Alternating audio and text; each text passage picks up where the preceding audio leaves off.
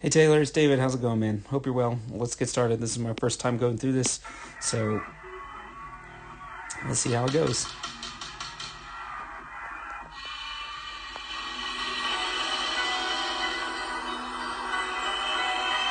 I have one. Yeah, so let's try that again. Yeah, did not pick up. So, it's in the designer's hands how we're going to take the pre-show, which um, has the recorded music, and the post announcement, like the actual show, that has not been yet told, 100% figured out, I think. But nonetheless, I think the adjustment to get on the downbeat should happen faster. So, one, get more familiar with this track so that you can like hear the door creak. You know exactly how long that door creak is to come in on one, because it doesn't happen. Okay. 1, 2, 3, 4, 1, 2, 3, 4, 1, 2, 3, 4, 1, 2, 3, 4, 1, 2, 3, 4, 1, 2, 3, 4, 1. So man, that was like, what was that, 4 or 5 bars of being a beat off. Okay, so that's a really big issue. I need you to go back and work on that. Okay. All right, let's keep going.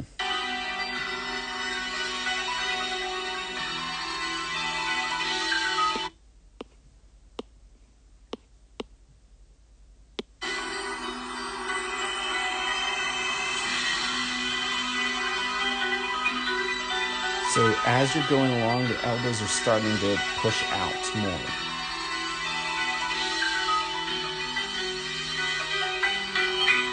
Ictus is much clearer this time.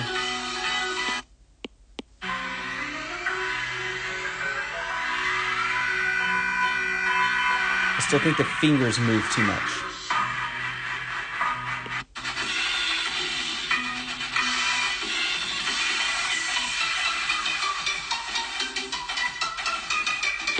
Yeah, there's just a lot of inconsistencies. I'm not trying to bag on you, dude. I'm just trying to be real honest, okay? Just got a lot of inconsistencies. So, and honestly, I'm having to do a lot of scrolling to try to show you. So, pardon all the scrolling, man. So, just like the amount of space. So, your elbows are set out where they are. There's not really anything wrong with where your elbows are. I think they're maybe a little far out. And I only say that because that creates tension, right? So, um, the elbows if they're nice and relaxed, okay. Um, Everything should be consistent, and what happens is like the space from the like beat one to beat two changes. Like your hands start coming in, like the box you're operating inside of gets smaller and more centralized, and then it will get wider depending on what part of the tune we're doing. And so, I highly encourage you to look at, if you haven't already, to go back and watch the other two ladies do their videos, and how they're operating is so much like, there's a lot more consistency. I know they've been doing it longer than you, right? So I totally get that, but they're way more consistent. Okay, so, here we go. So let's say,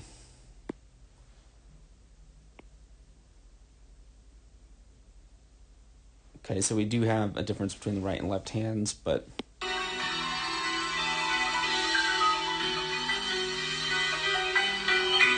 we're just using this box as a reference.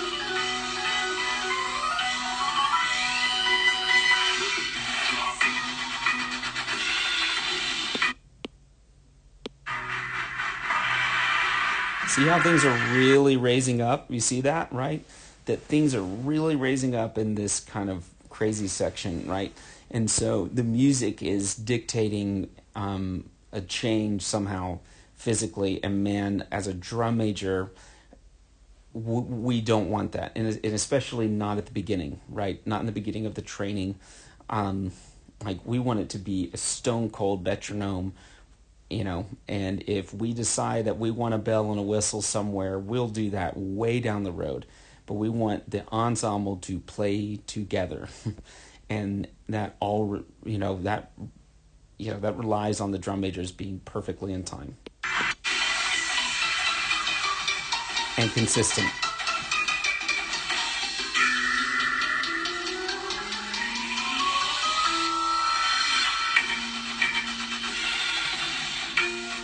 So man, even there, and again, I'm I'm sure you're a nice guy. I know we don't know each other very well. I'm sorry to be harping on you, but like you can see that you're actually hitting the ictus harder here than you do earlier.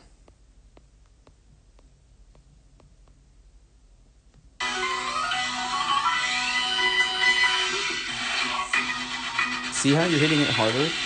We actually really don't want that.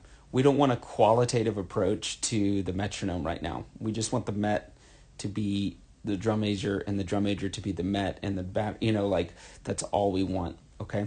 All right, I'm actually going to pause, and honestly, what I've just talked about is going to take a lot of very diligent practice to fix. So I'm actually probably going to scoot ahead now and just go to the metronome track because honestly, with what I've given you, I think you're going to have plenty to keep you busy and working on for the next week.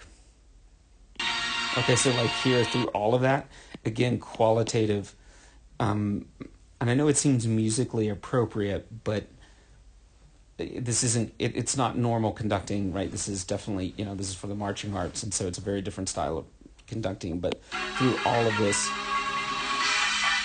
and behind here, way behind the tempo. Yeah, and then now we're on the tempo and fast, and so man, there's just a lot of inconsistency. So like I said, these things I'm telling you, so fixing the box that you operate inside of, staying consistent no matter what the music is calling for, keeping the elbows relaxed, keeping the fingers from flicking all over the place, that they're not moving so much, that those things are going to keep you super occupied. That's really important. And then just timing, making sure that we're not that we're not getting behind. So and then fixing the beginning, that is enough.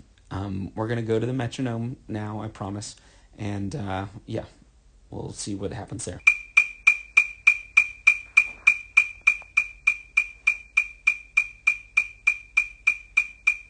Don't shortchange beat 2, 1, 2. Make sure 2 comes all the way into the center of the chest.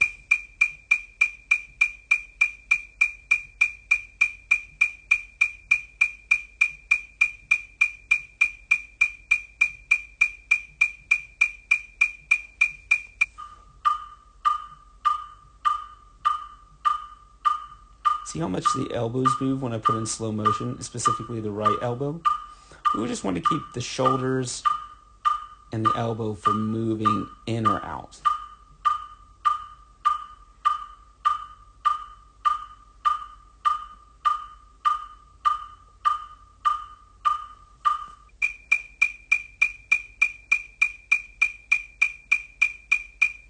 Two,